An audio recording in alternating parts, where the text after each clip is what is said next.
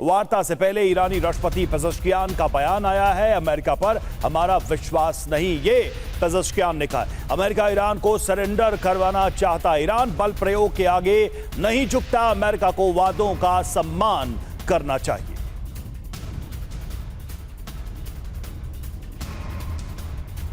और ईरान युद्ध में अमेरिका को काफी नुकसान पहुंचा है, अपने लक्ष्य हासिल नहीं कर पाया अमेरिका। अमेरिकी रक्षा विशेषज्ञों की तरफ से यह दावा किया गया है। सैन्य और कूटनीतिक मोर्चे पर अमेरिका नाकाम साबित हुआ।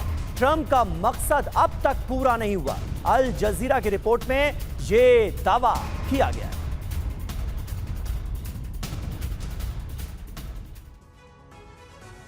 तो देखिए, अब तक जो हुआ है उसमें ईरान के हौसले बुलंद हैं। कैसे अब तक ट्रंप जिन्होंने बार बार सफलता का दावा किया वो फेल कैसे नजर आ रहे हैं। देखिए, ईरान में ट्रंप अपने लक्ष्य हासिल नहीं कर पाए हैं और सैन्य और कूटनीति के मोर्चे पर ट्रंप जो है अभी तक तो बहुत सफल नहीं दिखाई दे रहे हैं। ईरान को हॉर्मुज स्ट्रेट नया हथियार मिल गया है। जी हां, पूर्व US deputy assistant secretary Daniel Benaim की तरफ से यह दावा किया गया है।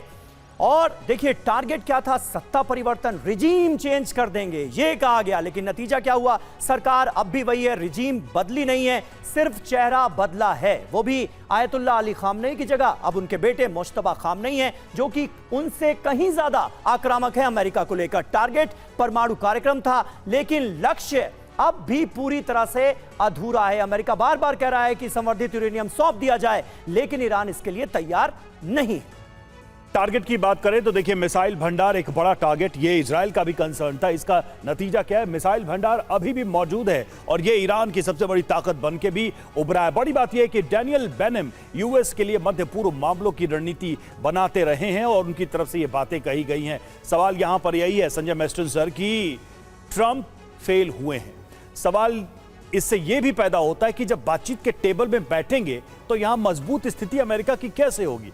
कैसे वो ऐसा कुछ बार्गेन कर ले जाएंगे जिसको वो मेडल की तरह अमेरिका में घूम घूम कर बताएं, जैसे कि वो हर बार कहते ही हैं, हम आगे हैं, हम जीत गए हैं, अमेरिका जो है फिर से ग्रेट बन रहा है। ये सारी बातें वो कैसे कहेंगे तब जबकि सारे स्टेटेड और कहे हुए लक्ष्य अब तक हासिल नहीं हुए? लड़ाई जस की तस चलती रही। देखिए, प्रेसिडेंट ट्रंप तो बार बार आज से भी और पहले भी बोलते आ रहे हैं कि ये लड़ाई तो हम जीत गए हैं, लेकिन क्या अमेरिकन जनता उसको मंजूर करेगी? उनके पास भी दिमाग और सब कुछ है एनालाइज करने के लिए। ऑन ग्राउंड जो सिचुएशन है आज की तारीख में, मेरे को प्रेसिडेंट ट्रंप की कोई ताकत नहीं दिखती है। सिर्फ ये जो इकोनॉमिक ब्लॉकेड लगाया हुआ है आखिरी वाला, उससे थोड़ा फर्क पड़ा है, लेकिन मिलिट्री के लिहाज से कोई ज्यादा इफेक्ट नहीं हुआ है। देखिए, 40 दिन तक, मैं पहली बात अगर इसको एनालाइज करिए, दोनों देश में पावरफुल देश कौन है? अमेरिका है। कमजोर देश कौन है? ईरान है, कोई डाउट नहीं है। अमेरिका के पास टेक्नोलॉजी, मिलिट्री सुपीरियरिटी सब कुछ है जी। लेकिन उसके बावजूद मैं तो बोलूंगा ईरान का पलड़ा भारी रहा है एक छोटे से देश का, मतलब छोटे से देश का उस लिहाज से कि वो टिक पाया है 40 दिन तक। स्ट्रेट ऑफ हॉर्मुज आज भी ईरान के कंट्रोल में है, उसमें कोई डाउट नहीं है। प्रॉक्सीज, जितने भी प्रॉक्सीज हैं अभी तक वो भी सही सलामत हैं। ठीक है, उनका डिग्रेडेशन हुआ है, किसी प्रॉक्सी ने बोला कि हम डिसआर्म हो जाएंगे, किसी ने कुछ नहीं बोला है। तो कहने का मतलब है, और ये जो न्यूक्लियर वाला भी है, बिल्कुल सही बात है। पूर्णिमा जी के पास मुझे जल्दी से जाना है क्योंकि वक्त की थोड़ी सी कमी है। पूर्णिमा जी, जिन बातों का जिक्र संजय मेस्टन सर कर रहे हैं, ये अपने तमाम लक्ष्यों को पूरा ना कर पाने की तड़प 40 दिनों की जंग के बाद जो नजर आ रही है डोनाल्ड ट्रंप के रुख में, उसकी एक बड़ी वजह घर में ही उनका घिरना भी है क्या? अमेरिका के अंदर जो उनका विरोध शुरू हो गया है वो भी है क्या? एब्सोल्युटली, क्योंकि उन्होंने कुछ अचीव नहीं किया है और अगेन एंड अगेन जेनोसाइडल बयान दे के जा रहे हैं। हाँ। अब देखिए, एक बयान था, entire civilisation is going to die tonight, और उसके बाद उन्होंने एक नया टर्म यूज किया कुछ दिन पहले, that was nuclear dust.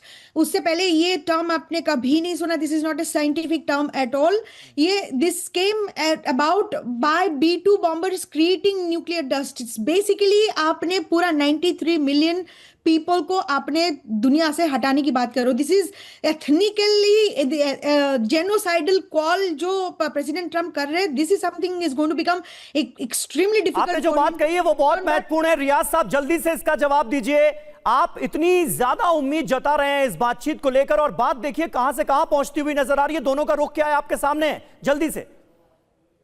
Sir देखिए, मैं इस वक्त ग्राउंड में मौजूद हूं। जो स्टेटमेंट्स आ रहे हैं दोनों अतराफ से बिल्कुल उसके बरक्स हैं। यहाँ पे तैयारियां अरूज पे हैं, और ये मेरा तज्जिया है कि जो डील साइन करने पाकिस्तान आएंगे वो प्रेसिडेंट ट्रंप आएंगे, और दूसरी साइड से जो ईरानी प्रेसिडेंट है मसूद पेज़ेश्कियान, वो इस टाइम बिल्कुल रेडी हैं। और जो ही ट्रंप आएंगे और ईरान के प्रेसिडेंट मसूद पेज़ेश्कियान आएंगे, उसके साथ साथ पाकिस्तान की तरफ से MBS को, उसके साथ साथ पाकिस्तान की तरफ से तैयब एर्दोगान को, उसके साथ साथ अमीर कतर को, उसके साथ साथ फ्रांस को, बरतानिया के प्राइम मिनिस्टर केयर स्टारमर को, UN के सेक्रेटरी को, मेरे ख्याल में कोई लगभग 10 से 12 ममालिक के हेड ऑफ स्टेट भी पाकिस्तान में मौजूद होंगे। तो मैं इस हवाले से बड़ा पुरुम्मीद हूं। मैं पुरुम्मीद इसलिए हूं कि आपने तो अपनी उम्मीदों को और ज्यादा बढ़ा दिया। अभी तो यहाँ पर मसला ये था कि JD वैंस आएंगे या नहीं आएंगे, लेकिन आप कह रहे हैं कि असल जो डील होगी वो मुकम्मल करने के लिए इस्लामाबाद पहुंचेंगे पेज़ेश्कियान भी और डोनाल्ड ट्रंप भी। देखते हैं होता क्या है।